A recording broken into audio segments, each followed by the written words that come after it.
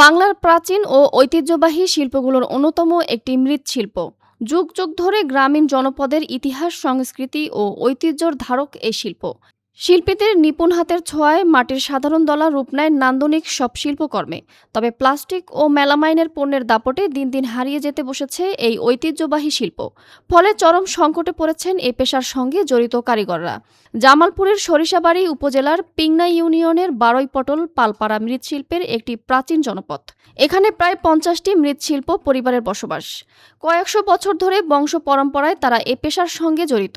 তাদের দক্ষ হাতে তৈরি হয় হাঁড়ি পাতিল, বাসনকোসন, চায়ের কাপ, সরা মটকা, পেয়ালা, দইয়ের ঘাটি, মাটির ব্যাংক, পশু পাখির প্রতিকৃতি সহ বিভিন্ন ধরনের ব্যবহার্য ও শৌখিন সামগ্রী। আগের মতো চলে না, 5টা দিন চলে আর দইয়ের খুঁড়িটা চলতেছে ভালো।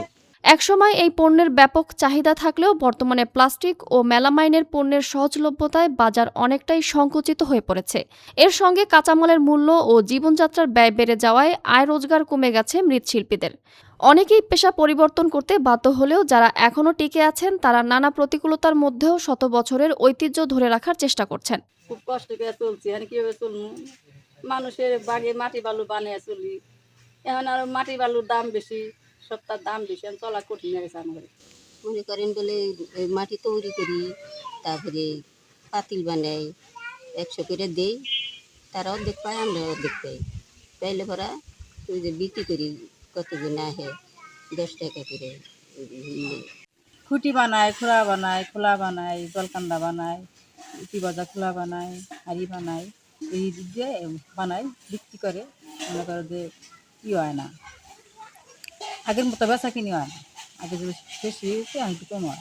সরকারি কোনো সহযোগিতা না।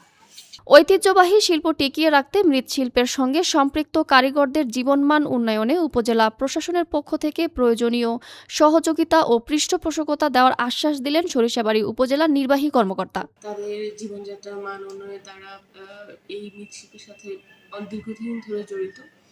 তাদের আর্থসামাজিক যাতে উন্নয়ন ঘটে, এতে উপজেলা প্রশাসন সার্বিকভাবে তাদের সহযোগিতা করবে। সংশ্লিষ্টদের মতে যথাযথ সরকারি সহায়তা, সহজ ঋণ সুবিধা, প্রশিক্ষণ এবং বাজার সম্প্রসারণের উদ্যোগ নেওয়া হলে মৃৎশিল্প আবারও ঘুরে দাঁড়াতে পারে। অন্যথায় হারিয়ে যাওয়ার আশঙ্কা রয়েছে বাংলার শত বছরের এই ঐতিহ্যবাহী শিল্প।